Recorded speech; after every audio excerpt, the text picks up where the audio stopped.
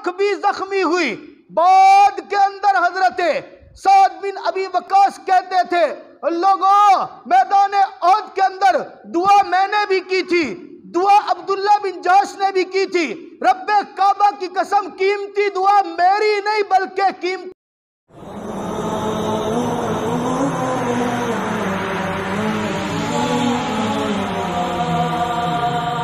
ایمان آنے کے بعد، ایمان کی دولت مل جانے کے بعد انسان کو بہت سارے مراحل سے گزرنا پڑتا ہے۔ سب سے پہلے ایمان کی دولت، یقین کی دولت جس کے دل میں جتنی زیادہ آتی ہے اس کو اتنا زیادہ آزمائش اور پریشانیوں سے گزرنا پڑتا ہے۔ جو شخص آزمائشوں سے گزر جائے، قربانیوں سے گزر جائے، پھر میرے اللہ رب العزت کی جانب سے اس کے لیے انعام ہوتا ہے۔ رب تعالیٰ فرماتے ہیں ان الذین قالوا ربنا اللہ، جس شخص نے یوں کہا کہ میرا رب اللہ ہے۔ آیت مبارکہ میں واضح الفاظ اتنے ہیں، ان الذین قالوا ربنا اللہ، جس نے کہا کہ میرا رب اللہ ہے، ثم استقاموا، پھر وہ اس پر ڈٹ گیا، اللہ کو اپنا رب ماننے پر ڈٹ گیا۔ اب ڈٹنے کے بعد ظاہر ہے ڈٹنا کسی چیز پر تبھی ہوتا ہے کہ جب اس ڈٹنے سے پہلے اس چیز سے ہٹانے والے، اس چیز سے پیچھے کرنے والے بہت زیادہ ہوں۔ جب انسان ایمان لے کر آتا ہے، یقین بناتا ہے، بہت ساری چیزیں ایسی ہوتی ہیں جو انسان کے ایمان کو، یقین کو کیا کرتے ہیں، ختم کرنے کی کوشش کرتے ہیں، تذبذب اور تزلزل کا شکار کرتے ہیں۔ لیکن اگر انسان پکا رہا، مشکلات، پریشانیاں، قربانیاں جو بھی آئی سہتا چلا گیا، میرے رب کی جانب سے پھر مدد اور نصرت کے طور پر تتنزل علیہم الملائکہ، آسمان سے فرشتے نازل ہوتے ہیں۔ اللہ رب العزت کے پیارے حبیب جناب محمد عربی صلی اللہ تعالیٰ علیہ وسلم، اللہ رب العزت سے کی جانب سے جو ذمہ داری آپ کے اور میرے پیارے حبیب صلی اللہ علیہ وسلم کو ملی، آپ علیہ السلام نے جب اس ذمہ داری کا نبھانا شروع کیا، اعلان نبوت کیا، تو یوں ہی تو کہا تھا ایھا الناس قولوا لا الہ الا اللہ، لوگوں اتنا کہہ دو کہ اللہ ایک ہے، اللہ ہمارا رب ہے۔ صرف اتنی بات کہنا شروع کی تو معاشرے کے اندر اپنے پرائے، نزدیک و دور والے، قریبی رشتہ دار اور دور والے سب کے سب مخالف ہو گئے، اور مخالفت بھی اتنی کہ ڈٹ کر مخالفت کی۔ لیکن کیا ہوا، آپ علیہ السلام اپنی اس بات پر قائم رہے۔ آپ علیہ السلام کی ذات پہ حملہ کیا گیا، آپ علیہ السلام کی بات پہ حملہ کیا گیا، آپ علیہ السلام کے کاز پہ حملہ کیا گیا۔ ہر چیز کو میرے اور آپ کے پیارے حبیب صلی اللہ تعالیٰ علیہ وسلم سہتے چلے گئے۔ ایک وقت آیا کہ پوری دنیا کے اندر میرے اور آپ کے پیارے حبیب ہی کا پھر ڈنکا بجا، کسی اور کا نام نہیں تھا، نہ ہے اور نہ قیامت کی صبح تک میرے اور آپ کے پیارے حبیب صلی اللہ علیہ وسلم کے برابر کوئی ہو سکتا ہے۔ وہ واقعہ آج بھی اس کو پڑھتے ہوئے، بیان کرتے ہوئے بدن کے رونگٹے کھڑے ہو جاتے ہیں۔ آپ علیہ السلام مسجد کے اندر موجود ہیں۔ میرے آقا نے جس وقت اعلان نبوت کرنا شروع کیا، مشرکین کو، کافروں کو موقع نہیں مل رہا تھا۔ میرے آقا مسجد حرام کے اندر کعبۃ اللہ کے سائے میں اکیلے بیٹھے ہوئے ہیں۔ موقع مل گیا، چند اوباشوں کو لگایا، آپ علیہ السلام پر تشدد کرنا شروع کر دیا۔ کسی نے جا کر بتایا نا جناب ابوبکر صدیق رضی اللہ تعالی عنہ کو، اے ابوبکر تو اپنے گھر کے اندر موجود ہے، تیرے دوست کو، تیرے پیغمبر کو، تیرے یار کو وہ مشرکین مکہ تشدد کا نشانہ بنا رہے ہیں۔ اب یقین کرے، روایات میں آتا ہے ابوبکر صدیق رضی اللہ تعالیٰ عنہ گھر میں جس انداز میں بیٹھے تھے اسی انداز سے چل پڑے۔ اتنی بھی دیر نہیں کی کہ چلو پاؤں میں جوتا پہن لوں، میں اتنی بھی دیر نہیں کی کہ چلو تیاری تو کر لوں، اٹھے اور بھاگتے چلے گئے۔ جیسے مسجد کے صحن کے اندر پہنچے نا، کفار مکہ میرے آقا پر تشدد کر رہے ہیں۔ جناب ابوبکر صدیق رضی اللہ تعالیٰ عنہ نے دیکھا کہ کس انداز سے ان کو پیچھے ہٹاؤں، کوئی انداز سمجھ نہیں آیا نا، تو آپ علیہ السلام زمین پہ تھے، خود جناب ابوبکر صدیق رضی اللہ تعالیٰ عنہ میرے آقا کے اوپر آ گئے۔ آنے کا مقصد کیا تھا ایسے ہٹاؤں گا تو دیر کر دیں گے۔ میرے سامنے میرے پیغمبر پر تشدد ہو، ابو بکر برداشت نہیں کرتا۔ ابو بکر صدیق زبان سے ایک جملہ کہہ رہے تھے، اتقتلون رجلا ان یقول ربی لا الہ الا اللہ۔ او لوگو، تم ایسے بندے کو مار رہے ہو، ایسے شخص کے اوپر تشدد کر رہے ہو جس کا نعرہ صرف یہ ہے کہ میرا رب اللہ ہے اور ایک ہے۔ بہرحال پھر واقعہ بڑا طویل، میں نے عرض کیا جس نے رب کو رب مانا اس کو قربانیاں دینی پڑیں گی، اس کو تشدد بھی سہنا پڑے گا، جب ضرورت پڑے گی مال بھی دینا پڑے گا، جب ضرورت پڑی تو جان بھی دینی پڑے گی، جب ضرورت پڑی تو وقت کی قربانی بھی دینی پڑے گی۔ ہو ایمان والا اور قربانی نہ دے، یہ ممکن نہیں ہے۔ کہے کہ میں ایمان لایا ہوں اور رب کے راستے کے اندر کوئی قربانی نہ لگے، ممکن نہیں ہے۔ کہے کہ میں رب تعالیٰ کو اپنا رب مانتا ہوں، میں نبی کو اپنا آخری نبی مانتا ہوں اور کوئی پریشانی نہ آئے، یہ ممکن نہیں ہے۔ ایمان کا خاصہ ہے، جتنا ایمان مضبوط ہوتا چلا جائے گا اتنی اللہ رب العزت کی جانب سے پریشانی تم پر آزمائش کے لیے آتی چلی جائے گی۔ ہاں، جو آزمائشوں میں کامل ہوتا چلا جائے، جو آزمائشوں میں پاس ہوتا چلا جائے، جو قربانی دیتا چلا جائے، پھر میرے رب کی طرف سے انعام ہوتا ہے، تتنزل علیہم الملائکہ، پھر میرا رب اپنی رحمت کے فرشتے مدد کے لیے اتارتا ہے۔ آپ علیہ الصلوۃ والسلام کے پیارے صحابہ کی آپ زندگی کا مطالعہ کر کے دیکھیں، آپ یقین کریں کہ جناب نبی پاک صلی اللہ علیہ وسلم کے صحابہ کرام نے قربانیاں ایسی دی ہیں، آج بھی ان قربانیوں کو پڑھتے ہوئے، صرف واقعات پڑھتے ہوئے دیکھنا، اپنی آنکھ سے دیکھنا، کسی کی زبان سے ایسی زبان جس نے براہ راست وہ معاملات ہوتے دیکھے ہوں، اس کی زبان سے سننا الگ بات ہے۔ سینکڑوں سال کے بعد، ہزاروں سال کے بعد آج بھی کتاب کے اندر وہ لکھے واقعات پڑھتے ہیں تو حیران رہ جاتے ہیں۔ غزوہ احد کا واقعہ ہے، آپ علیہ الصلوۃ والسلام کے دو صحابی، ایک کا نام سعد بن ابی وقاص رضی اللہ تعالیٰ عنہ، ایک کا نام ہے حضرت عبداللہ بن جہش رضی اللہ تعالیٰ عنہ، آپس کے اندر میدان جہاد میں نکل گئے۔ ابھی مارکہ شروع نہیں ہوا، آپس میں بیٹھ کر باتیں کر رہے ہیں۔ اے سعد جی، آپ میرے دوست ہیں، میں آپ کا دوست ہوں، ہم دونوں نے پیغمبر کی زبان سے جملہ سنا ہے، میرے اور آپ کے آقا نے فرمایا ہے جو شخص میدان جہاد میں نکل کر رب تعالیٰ سے جو بھی دعا کرتا ہے میرا اللہ وہ دعا قبول کرتا ہے۔ سنا ہے یا نہیں سنا؟ کہا ضرور سنا ہے۔ کہا یوں کرتے، میں دعا کروں گا، تو میری دعا پر آمین کہنا، پھر تو دعا کرنا، میں تیری دعا پر آمین کہوں گا، ہم دونوں دعائیں مانگتے ہیں، میدان جہاد کے اندر نکلے ہیں، میرا رب ہماری دعا قبول کر لے گا تو کام بن جائے گا۔ میرے دوستو، دل پر ہاتھ رکھ کر جملے پر غور کرنا۔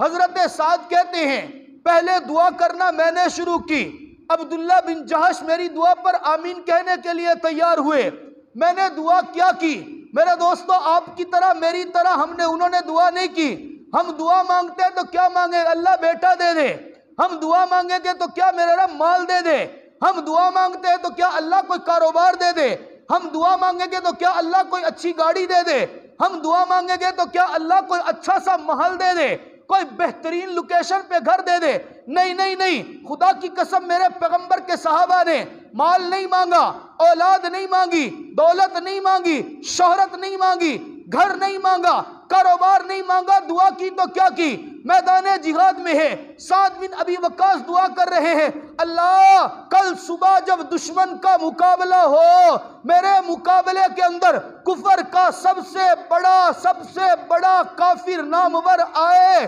میرے ساتھ اس کا مقابلہ ہو، وہ مجھ پر وار کرے، میں اس پر وار کروں، وہ تلوار مجھ پر چلائے، میں تلوار اس پر چلاؤں، کفر کی بڑی طاقت ہو، میری تلوار سے میرے ربا اس کا سر قلم کرا دینا،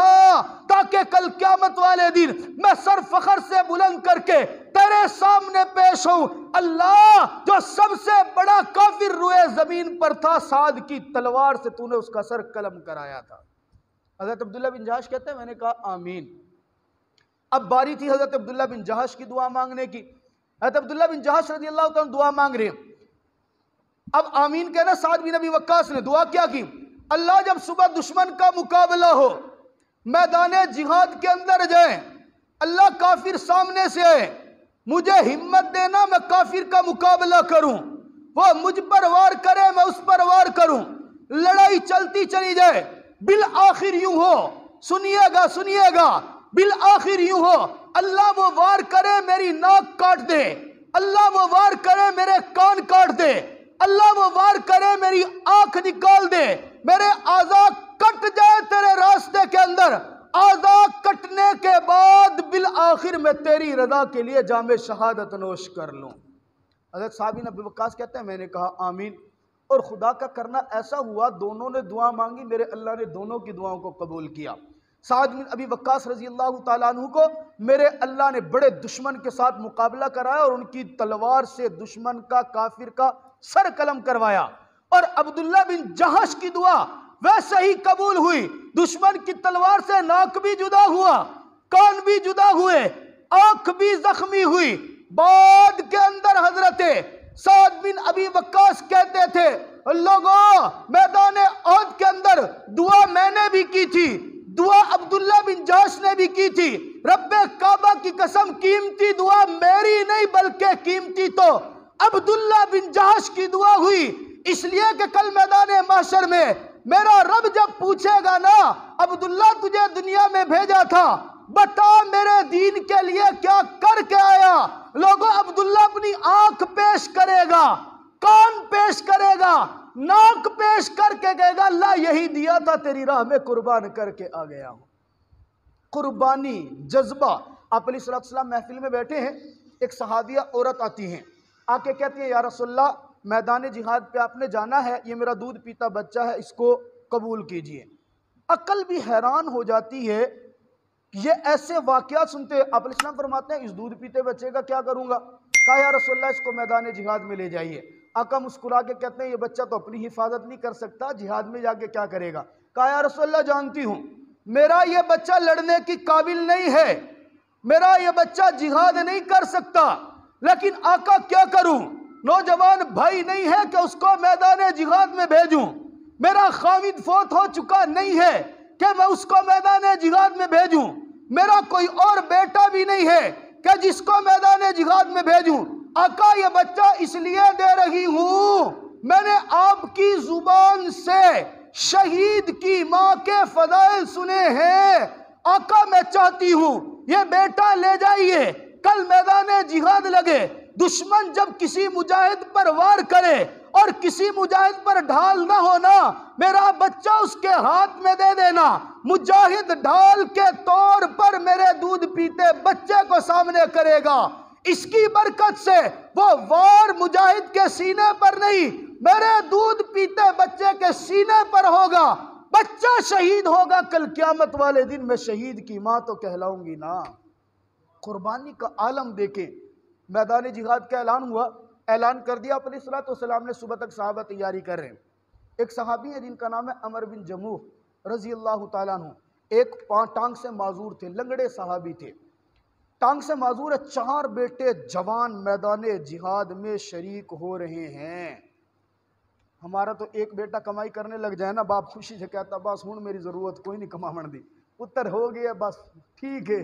اور جس کے 4 بیٹے کمانے لگنے ہوتے کہتا بس میں اب کیا کرتا ہوں، سارا دن گھر میں بیٹھتا ہوں، مجھے کیا ضرورت ہے دنیا کی کمائی کی، بیٹے کما رہے ہیں، اولاد کما رہی ہے، کھا رہا ہوں، دنیا کی کمائی کی تو فکر ہے۔ کبھی یہ بھی سوچا کہ ہمارا کوئی بیٹا رب کے دین کے اندر اتنا لگا کہ ہم یہ کہیں میں اپنی نماز روزہ کرتا ہوں لیکن کل قیامت والے دن میرے ایصال ثواب کے لیے میری اولاد کا یہ عمل جاری رہے گا۔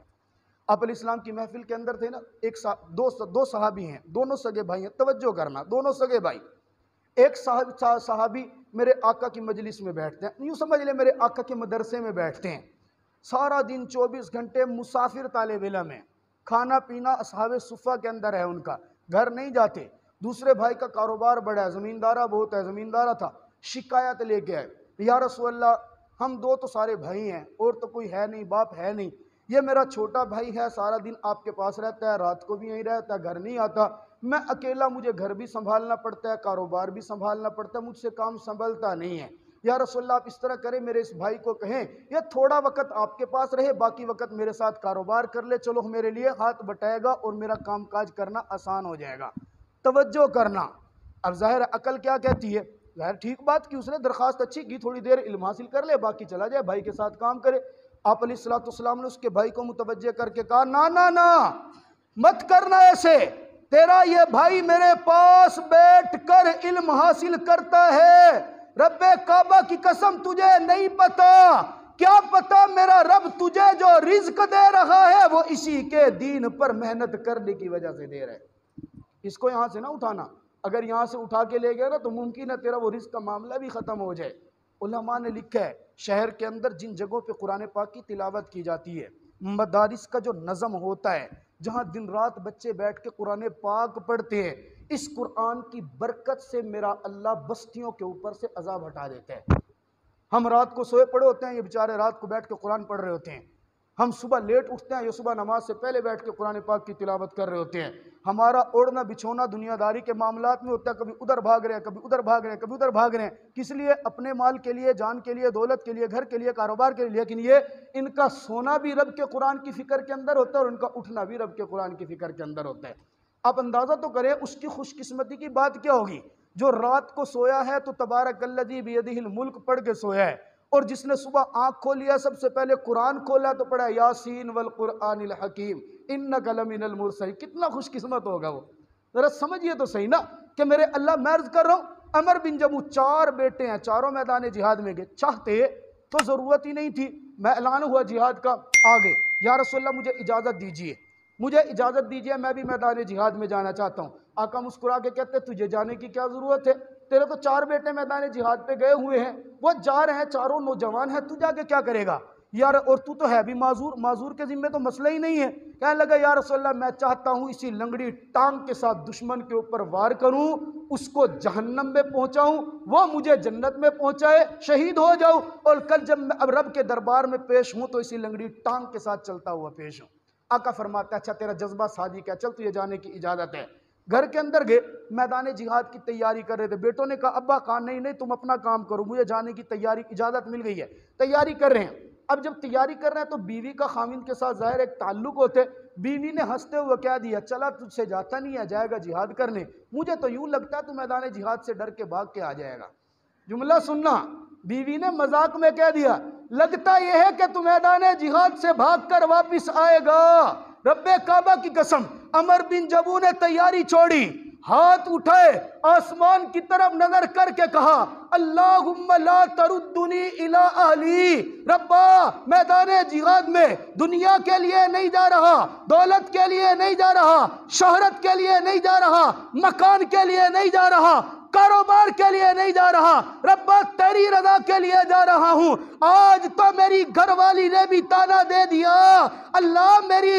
مجھے میدان جہاد سے گھر میں واپس نہ لوٹانا، لا تردنی الی اہلی، رب کعبہ کی قسم میدان جہاد میں گئے، دشمن پر وار کرتے کرتے شہید ہو گئے، لاش میدان جنگ میں پڑی تھی، میرے پیغمبر نے عمر بن جموح کی لاش اٹھوائی، اونٹ پر رکھوائی، اونٹ کو اٹھانا چاہا، گھر کی طرف چلانا چاہا، رب کعبہ کی قسم اونٹ لاش کو لے کر کھڑا تو ہوا، گھر کی طرف منہ کیا چلتا نہیں ہے، چابک مارا، ڈنڈا مارا، اونٹ کو چلانے کی کوشش کرتے ہیں، اونٹ چلنے کے لیے تیار نہیں ہوتا۔ آقا پریشان، گھر کی جانب سے دوسری جانب رخ کریں، اونٹ ہلتا تو ہے چلتا نہیں ہے، اونٹ کو بٹھائیں بیٹھ جاتا ہے، ان کی لاش کو اتاریں کسی اور کی لاش رکھیں اور کہیں چلو اونٹ چلتا ہے، لیکن عمر بن جموح کی لاش کو لے کر نہیں چلتا۔ آقا سمجھ گئے ضرور کوئی معاملہ ہے، کہا اس کی بیوی کو لے کر آؤ، گھر کے اندر سے بیوی کو بلایا گیا، کہا جس وقت یہ میدان جہاد پہ جا رہا تھا کوئی معاملہ کوئی بڑی بات تو پیش نہیں آئی تھی، سوچ کر کہنے لگی آقا نہیں کوئی بڑی بات پیش نہیں آئی، ہاں یہ ضرور تھا میں نے مذاق میں کہا تھا تو ڈر کر واپس بھاگ کر آ جائے گا۔ آقا فرماتا ہے پھر کیا ہوا؟ کہا میرے آقا اس نے ہاتھ اٹھا کر دعا کی تھی اللہم لا تردنی الی اہلی، ربا میری قربانی قبول کر مجھے گھر واپس نہ لوٹانا۔ آقا مسکرا کے فرماتے ہیں اچھا اگر اس نے یہ دعا کی تھی میرے اس رب نے اس کی دعا قبول کر لی، اب آسمان کے ستارے تو ٹوٹ سکتے ہیں، عمر بن جموح کی لاش میدان سے گھر واپس نہیں جا سکتی۔ یہ میرے اور آپ کے پیغمبر کے نام لیوا صحابہ کرام کی قربانیاں ہیں۔ یہ دین قربانی مانگتا ہے۔ جس نے بھی کلمہ پڑھا ہے یہ کبھی وقت کی قربانی مانگتا ہے، کبھی مال کی قربانی مانگتا ہے، کبھی جان کی قربانی مانگتا ہے، اور کبھی ایسا ہوتا ہے اسلامی عقائد کے اوپر جب بات کی جائے، اسلام کی سرحدوں کے اندر کوئی اپنی من مانی داخل کرنے کی کوشش کرے تو خدا کی قسم یہاں پر آواز بھی اٹھانی پڑتی ہے، جان بھی دینی پڑتی ہے، مال بھی دینی پڑتا ہے، اور دنیا کو بتانا پڑتا ہے ہم مسلمان جس طرح اپنے وطن عزیز کی سرحدوں کی حفاظت کرنے کے لیے اپنی جان کا نذرانہ پیش کرنا اپنی عبادت سمجھتے ہیں، بالکل اسی طرح اگر ہمارے اسلامی نظریاتی بنیادی عقائد کے اندر اگر کسی نے دخل اندازی کی کوشش کی تو ہم اس کو بھی برداشت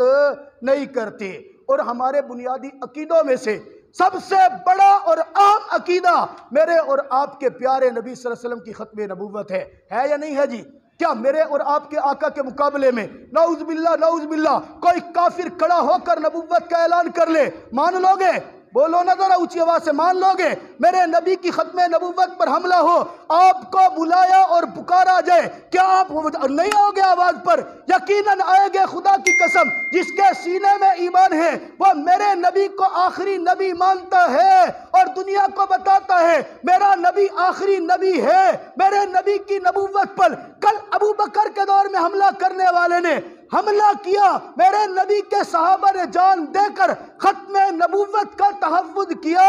آج بھی اگر کوئی اس قانون کے اوپر، اس عقیدے کے اوپر حملہ کرنے کی کوشش کرے گا تو یقیناً ہم بھی برداشت نہیں کریں گے۔ پھر ایک تو ہے ختم نبوت کے قانون پہ حملہ کرنا، اور ایک ہے کہ میرے نبی کریم صلی اللہ علیہ وسلم کی شان میں گستاخی کرنا اور پھر اس گستاخی کرنے والے کو پروٹوکول دینا۔ بات سمجھیے گا ذرا، ٹائم تھوڑا سا زیادہ ہونے لگ رہا ہے۔ ایک ہے کہ میرے نبی کی شان میں گستاخی کرنا، ایک ہے کہ میرے نبی کی شان میں جس نے گستاخی کی اس گستاخی کرنے والے کو پروٹوکول دینا، اس کو باعزت بری اور رہا کر دینا۔ جب اس کو باعزت بری اور رہا کر دیں گے ہم کیا سمجھیں گے؟ جس نے رہا کیا تو گستاخی بھی تو اسی نے کروائی نا۔ بات سمجھ رہے ہیں جی؟ جس نے رہا کیا تو گستاخی بھی اسی نے کروائی نا۔ جس طرح مذمت ہم شان رسالت میں گستاخی کرنے والے کی کریں گے، رب کعبہ کی قسم اسی طرح پروٹوکول دینے والے اور اس قانون کو ختم کرنے والے کے خلاف بھی کھڑے ہوں گے یا نہیں؟